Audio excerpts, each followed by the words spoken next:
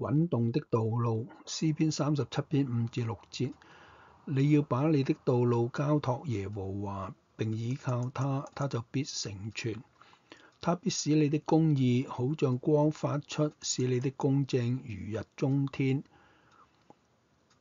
要把你的道路交託耶和華，呢句說話嘅希伯來文含有一個非常生動嘅意象嘅，就係將你嘅道路滾動到耶和華面前，亦都就係將人生嘅道路穩固咁滾動到一個位置，好似將石頭推到一個溝槽裏邊一樣。如果將自己嘅道路交俾神，佢就會做工看顧一切同我哋嘅道路有關嘅事情。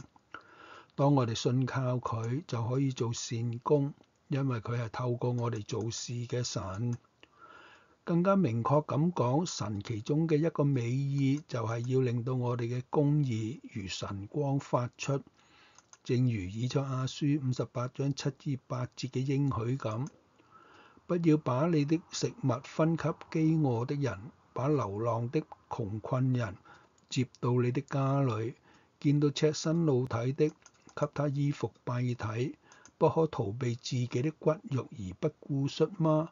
這樣你的光就必突然發出，像黎明的曙光，你的傷口就必快快復原，你的公義就必行在你的前面。耶和華的榮耀要作你的後盾。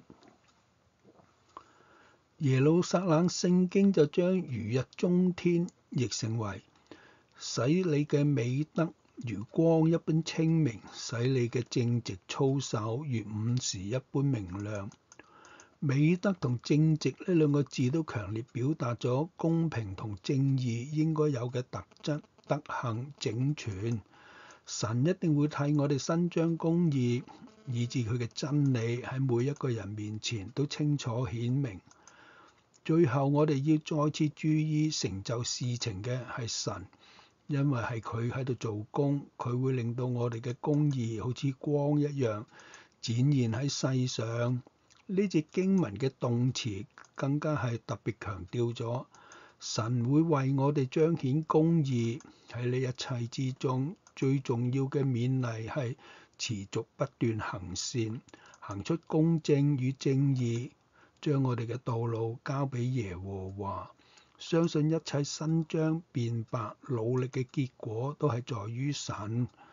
我哋所要關注嘅，無非係喺神嘅裏邊全然喜樂，令到我哋最深嘅渴望同神嘅信實連接埋一齊。